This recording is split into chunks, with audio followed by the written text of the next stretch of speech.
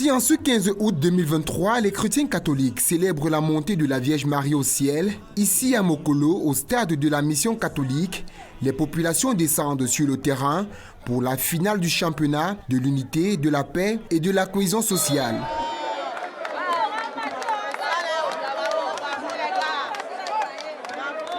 L'espace de jeu a été bien aménagé.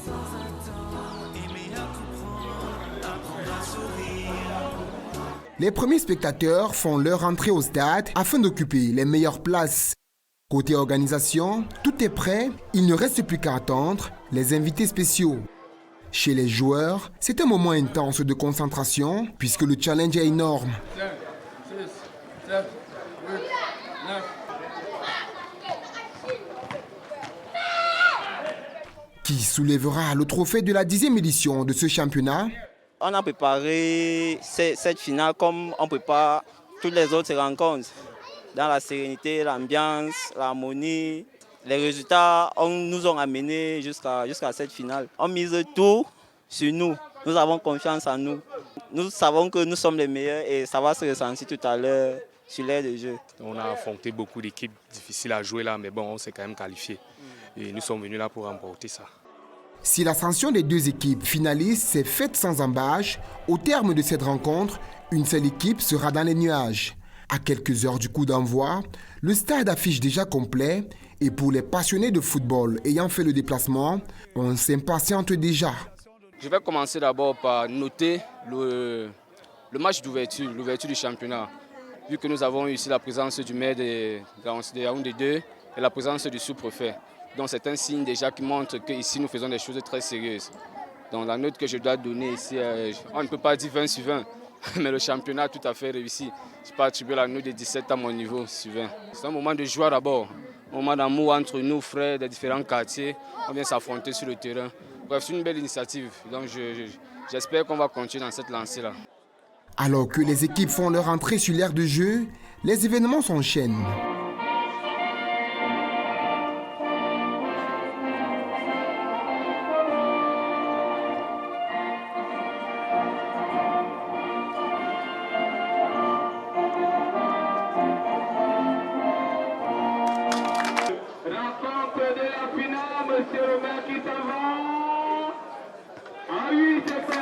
Sous les yeux émerveillés du promoteur, c'est un véritable bras de fer auquel se livrent les deux équipes. L'Herbo, en maillot bleu, se procure les meilleures actions de la première période.